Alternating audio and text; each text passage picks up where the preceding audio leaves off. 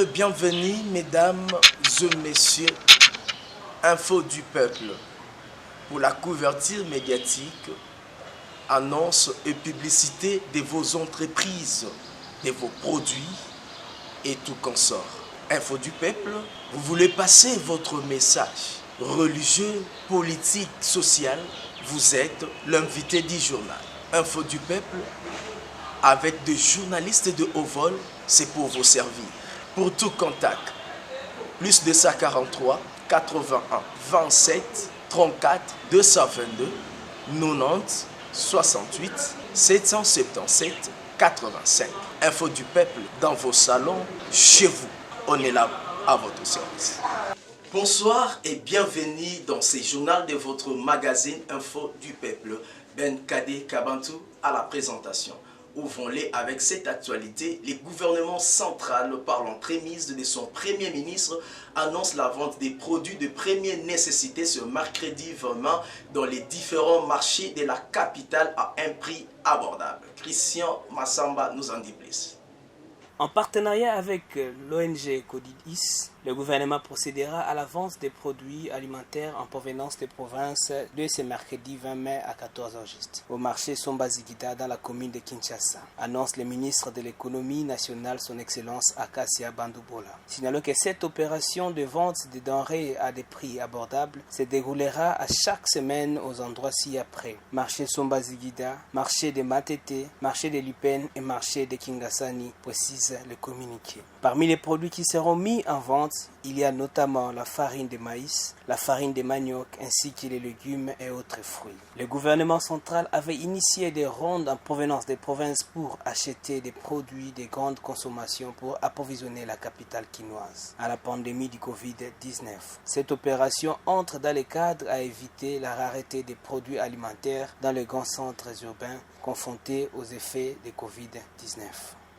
En justice, Théodore Mugalou, ancien chef de la maison civile de l'ex-président Joseph Kabila, avait reçu l'invitation du parquet de grande instance de Kinshasa-Gombe pour comparaître ce mardi. Suivez. L'état des droits en ébullition en République démocratique du Congo. Théo Mugalou, ancien chef de la maison civile de l'ex-chef de l'État Joseph Kabila, était invité à comparaître ce mardi 19 mai à 13h au parquet de grande instance de Kinshasa-Gombe. D'après une correspondance consultée par 7 sur 7.cd, ce lundi 18 mai 2020, Gilbert Mwamba, officier du ministère public, indique que cette instruction est relative à l'instruction du dossier judiciaire ouvert à charge d'Ibrahim Kabila Turik sur sa plainte. Lors de son passage à une émission télévisée vendredi dernier, Ibrahim Kabila avait affirmé être l'un des fils biologiques de Mouzé Laurent Désiré Kabila d'heureuse mémoire. Ce dernier avait aussi accusé le pasteur Mugalou d'avoir joué un rôle majeur pour diviser la famille Kabila. Par la suite, il a été appréhendé puis conduit à l'inspection provinciale de la police de Kinshasa où il a été entendu sur procès verbal. À en croire des sources concordantes,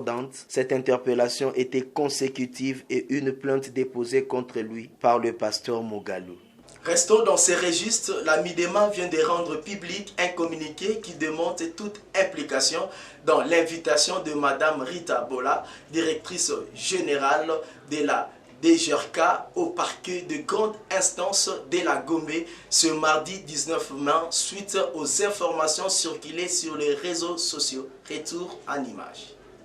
En rapport avec les messages qui circulent sur certains réseaux sociaux, faisant état d'une plainte qui serait déposée par la Midema en charge de Mme Rita Bola de la DGRK, au motif qu'elle aurait perçu de la Midema une somme de 1 250 000 $ en paiement des arriérés dus par cette dernière à la DGRK et qu'elle n'aurait reversé au compte de la DGRK qu'un montant de 760 000 $.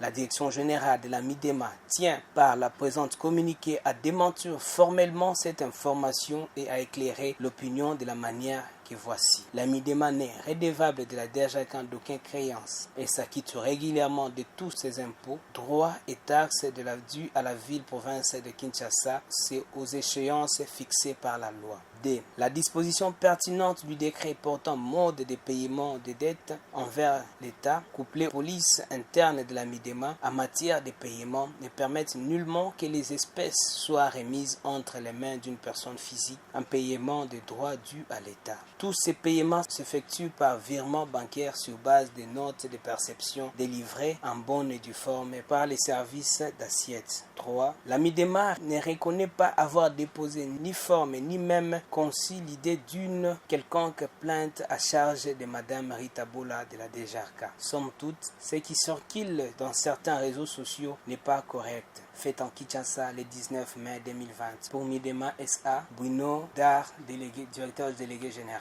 Par ailleurs, la Direction générale des recettes de Kinshasa a rendu public un message en disant que leur directrice générale, à la personne de Madame Rita Bola, n'était pas invitée à la justice dans l'affaire de corruption, comme les internautes y pensent. Malgré plusieurs déclarations de la jeunesse du PPRD mettant la pression sur la justice, Henri Magie, président adjoint en charge de la communication au sein de la Ligue de jeunes du PPRD, transféré ce lundi soir à la prison centrale de Makala. Félix était deuxième borne, candidat à la FCC. Le coordonnateur adjoint en charge de la communication au sein de la Ligue de jeunes du PPRD a été transféré ce lundi en fin de journée à la prison centrale de Makala. Placé sous mandat d'arrêt provisoire, il est poursuivi pour outrage au chef de l'État congolais, Félix Antoine Tshisekedi Tshilombo. Notons par ailleurs que Henri Magie Walou Fete, vice-président de la Ligue de jeunes du parti de Joseph Kabila, en charge de la communication, était détenu aux locaux de la police provinciale de Kinshasa et finalement déféré au parquet de Kinshasa où il a été formellement accusé d'outrage au chef de l'État, Félix Tshisekedi, vers midi ce lundi. Selon une source au sein du PPRD, il a été entendu par un juge à ce sujet. Le juge lui a posé quelques questions pour savoir s'il reconnaissait avoir outragé le chef de l'État. C'est à quoi Henri Magie a répondu non, demandant qu'on lui apporte de preuves, explique au cadre du PPRD qui a requis l'anonymat. Vers 18h, Henri Magie a été transféré à la prison centrale de Makala, placé sous MAP. À notre surprise, sans que le juge ait dit quoi que ce soit, des hommes armés et débarqués ont pris Henri pour l'encheminer à Makala, nuance cependant de notre source au PPRD. Dans une interview exclusive accordée à Politico.cd, Serge Kadima, président de la Ligue de jeunes du PPRD, est revenu sur ce dimanche du 7 mai 2020 sur l'arrestation de son adjoint. Avant de vous dire ce qui s'est passé, nous voulons d'abord dire que nous regrettons la procédure. Dans un état de droit, les procédures sont très importantes, avait-il expliqué. Il soutient que Henri Magie dit avoir été menacé par le collaborateur du président Félix avant son arrestation. Militant très farouche du parti du sénateur à vie Joseph Kabila, a souvent fait des sorties médiatiques sulfureuses contre le président de la République démocratique du Congo, Félix Antoine Tshisekedi Tshilombo. Cette affaire est à suivre de près. Société, à présent, on ne réclame pas la paternité dans une émission de télévision. Olive Lembe Kabila monte au créneau après la sortie médiatique d'Ibrahim Kabila à ses jours sur cette question. Suivez cet élément. Après la dernière sortie médiatique d'Ibrahim Kabila, réclamant le test d'ADN pour confirmer son appartenance dans la famille du feu Mouzé Laurent Désiré Kabila, qu'il considère comme père biologique, décédé le 16 janvier 2001, assassiné dans son bureau de travail à Kinshasa. Suite aux multiples polémiques sur cette question de la paternité, Olive Lembe Kabila, la femme du sénateur à vie Joseph Kabila, délie sa langue. Pas de commentaire. Pas de commentaire. On ne réclame pas la paternité ni la maternité à la télévision ou dans les polémiques. Et de toutes les façons, je peux poser la question à tout le monde. D'accord? Êtes-vous sûr que vous êtes le fils de votre père et de votre mère? Par ailleurs, pour Olive Lembe Kabila, la paternité d'un fils à son père ne devrait pas être un sujet de polémiques médiatisées, mais plutôt un problème familial, et pose la question à l'opinion. La route Matadi sur le tronçon DGC Barré dans la commune d'Engaliema dans un état de délabrement avancé constat fait par notre confrère Christian Massamba ce mardi. Suivez. La nationale numéro 1 est une route qui relie la province du Congo central à celui de la capitale Kinshasa. Cette route connaît une trafic importante entre les deux provinces, surtout sur le plan d'échanges commerciaux. Les tronçons DGC Barré, Centre supérieur militaire, se trouvent en état de délabrement avancé dû au mauvais entretien de la part du ministère des tutelles qui ne facilite pas la permanence de la mise en réparation. Quant à la population riveraine qui a transformé les caniveaux en poubelles, nous avons constaté les bouteilles en plastique et d'autres déchets non dégradables qui ont érigé leur domicile. Et ceci ne permet pas une bonne circulation des eaux.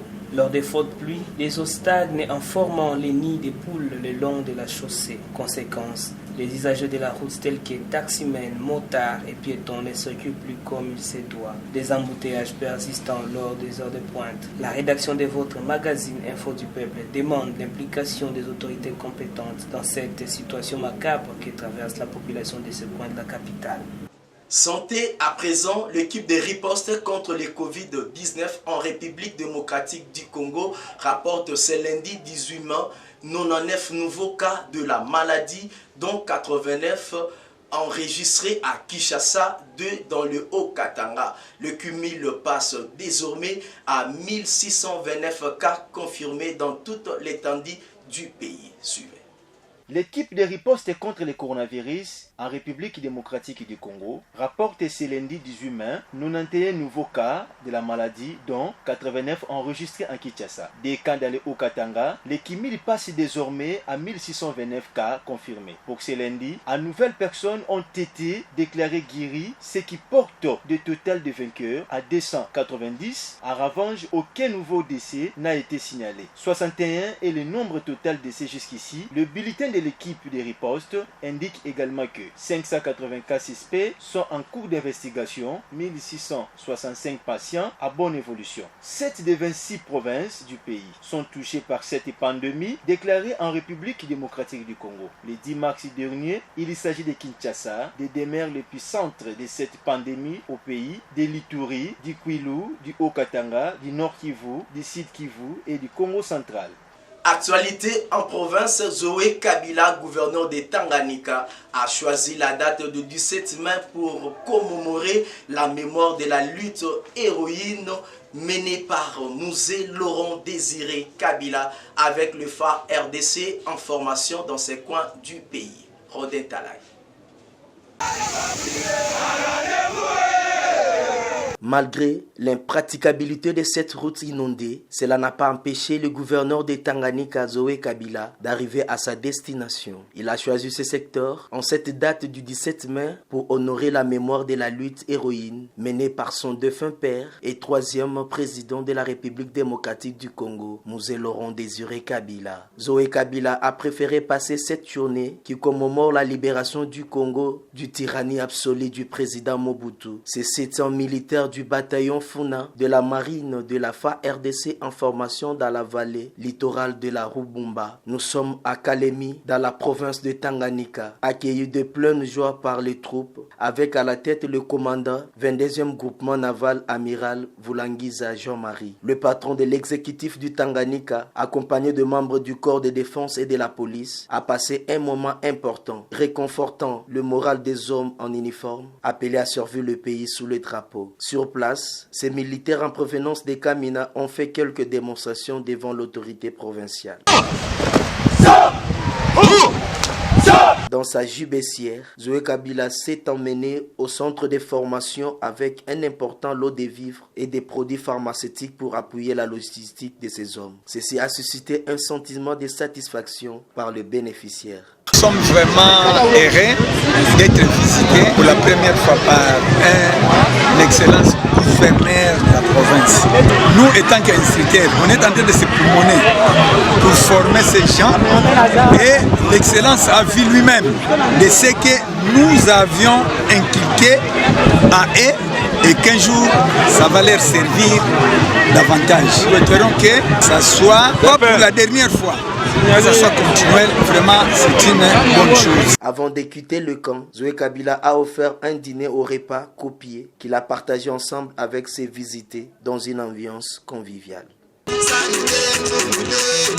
Au sud Kivu, le gouverneur Théo Ngwabi Kassi, en visite de chantier de sa province à ce jour, il s'agit des travaux de construction du stade de Bukavu, réservoir d'eau de la Régie des eaux et la route Emery Patrice Lumumba. Suivez.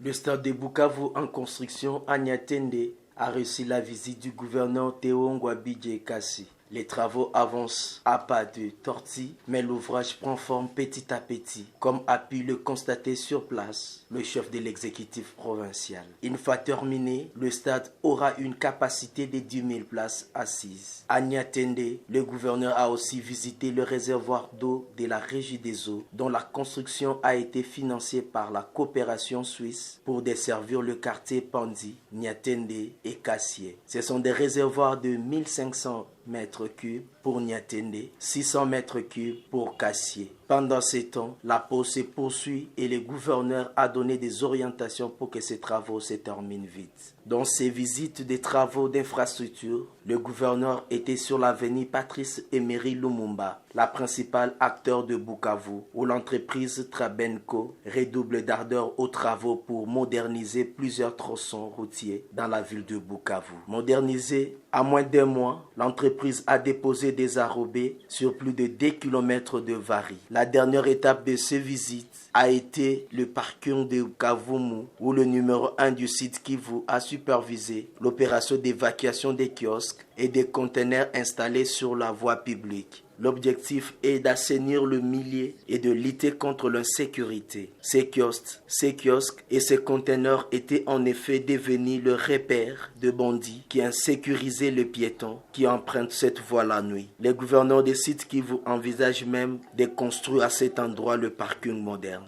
Actualité, en dehors de nos frontières, la CPI a rejeté lundi dernier la demande de dédommagement de 68 millions de dollars américains de Jean-Pierre Bemba, président de l'MLC, acquitté en 2018 de crimes de guerre et crimes contre l'humanité après avoir passé près d'une décennie de détention. Christian Massamba. Arrêté et incarcéré en 2008, Jean-Pierre Bemba avait été acquitté en appel en 2018. En mars 2019, il avait présenté à la CPI une demande d'indemnisation de 68 millions d'euros. Une part devrait indemniser sa très longue incarcération. Les restes devraient compenser la perte subie par la mauvaise gestion par la greffe de la CPI de ses avoirs gelés sur ordre des juges. La Chambre a considéré que Jean-Pierre Bemba n'avait pas établi qu'il avait subi une erreur judiciaire grave et manifeste et refuse donc de l'indemniser. Elle refuse aussi de compenser la mauvaise gestion imputée au greffe de la CPI. Elle a néanmoins reconnu que l'absence de limitation de la procédure et surtout de la détention provisoire étaient des failles dans ces statuts et demande en conséquence aux États membres du statut de Rome qui établit son existence de se lancer dans une révision du statut. Signalons que l'ancien chef de guerre a été acquitté par la Cour à la surprise générale en juin 2018 des accusations de meurtre, viol et pillage commis en République centrafricaine par sa milice entre octobre 2002 et mars 2003 pour lesquels il avait été condamné en première instance à 18 ans de prison. La fermeture des frontières entre Kenya et Tanzanie pendant 21 jours. Cette décision a été prise par le président Uhuru Kenyatta après avoir fait le constat ce lundi 18 mai sur l'augmentation des cas de Covid-19. Josué Bolampanzé nous en dit plus. L'interruption de tous les mouvements des personnes ou des véhicules, hormis des marchandises, entrera en vigueur ce jour à minuit. Aux frontières avec la Somalie et la Tanzanie, a déclaré le président kenyan parmi les cas positifs enregistrés cette semaine. Dans le pays, 43 avaient récemment traversé la frontière avec la Somalie et la Tanzanie, soit près d'un quart des 166 cas enregistrés sur la même période. A justifié le président kenyan, la Tanzanie est de plus en plus montrée du doigt pour sa gestion lassiste de la crise sanitaire et son manque de transparence. Quant au fragile gouvernement somalien, il n'est pas à même de faire face à une flambée de l'épidémie. Mettant à garde des experts, en ce jour, le Kenya a recensé 830 cas positifs, dont 50 décès et 31 guérisons. Dans les bidonvilles de Nairobi, la population craint le pire. Il a également annoncé que tous les chauffeurs des poids lourds devront être testés avant de pénétrer au Kenya. Le président Kenyatta a souligné que les tests conduits sur cette population au poste frontière avaient permis de recenser 78 cas positifs. Question, tous nos Kenyans ont été refoulés. Succès, nous ne prenons pas de mesures supplémentaires et si nous respecterons pas plus sérieusement celles déjà en vigueur, le nombre de personnes qui tomberont malades et qui mourront augmentera fortement, a-t-il averti. C'est conformément à l'avis du Comité national d'intervention d'urgence sur les coronavirus et de notre Conseil national de sécurité que je donne aujourd'hui les instructions suivantes. Il y aura une cessation de la circulation des personnes et de tout véhicule transportant des passagers à l'entrée et à la sortie du territoire de la République du Kenya.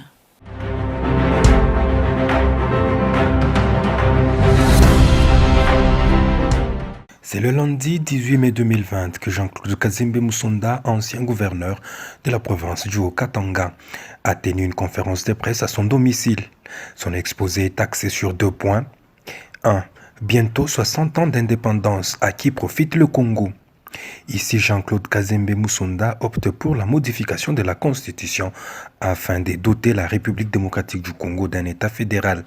C'est donc l'unique façon pour lui de gérer la RDC dignement, d'autant plus que tout profite à des oligarchies successives quinoises. Depuis la Seconde République, les ressources du pays profitent à une oligarchie basée à Kinshasa qui se renouvelle par cooptation depuis un certain temps ou par des élections fantaisistes basées sur l'obscurantisme et la clochardisation de notre population qui est déjà paupérisée à dessein, affamée et désinformée, voire même instruite à moitié. Ces oligarchies qui se succèdent sont généralement constituées des membres des familles régnantes qui sont les commissionnaires et les protecteurs des mafieux, des ministres qui sont des politiciens gueulards qu'il faut réduire au silence et auxquels on n'exige ni moralité ni compétence. Voilà pourquoi toutes les entreprises de l'État sont appelées des canards boiteux.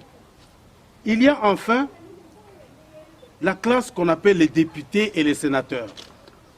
Ils servent de paravents. Leur rôle est de protéger ceux qui volent, que dis-je, ceux qui gouvernent et endorment la population.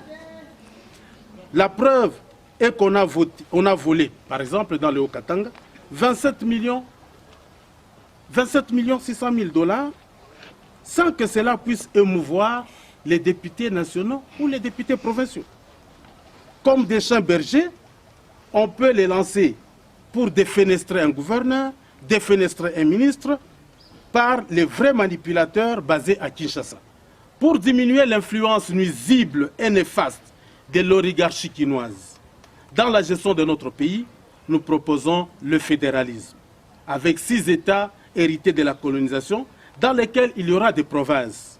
Le fédéralisme va diluer l'équipe de prédation basée à Kinshasa, permettre aux compétences de retourner à la base pour participer au développement à partir des entités de base. Cela implique la révision de notre Constitution. Oui, cette Constitution doit être révisée, car le chef de l'État actuel et son parti politique, l'UDPS, n'ont jamais approuvé cette Constitution. Au 2e point, purement katangais, il pose la question aux dignes filles et fils du grand Katanga. Katangais, d'où viens-tu? Où es-tu? Et où vas-tu? Ici le Katanga qui est devenu une vache laitière, le vrai dindon de la farce sans poids ni voix sur la scène politique. Le monde entier sait que politiquement, Nous sommes les descendants de Moïse Tchombe, de Mounongo Godefroy Kifakiyo, de Kibwe Pampala et de Mzee Laurent Désiré Kabila. Nous sommes les frères de Joseph Kabila Kabangi, de Moïse Katumbi, de Banzamou Kalai, de Kyungwa Kumwanza, de Katumba Mwanke et d'autres encore. Sur le plan économique, nous sommes la vache laitière de la République démocratique du Congo. Nous souffrons de la malédiction des ressources naturelles, particulièrement les minéraux.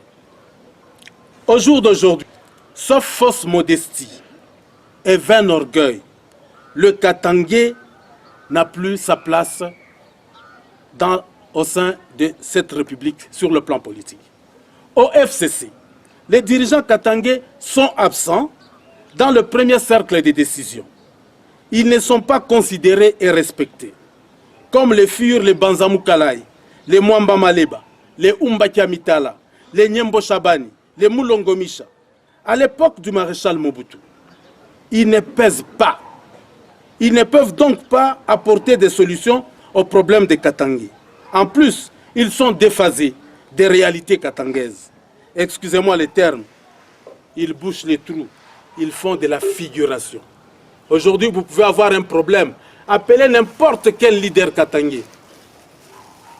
Ils ne vont pas vous répondre. S'il vous répond, il ne vous donnera pas la solution.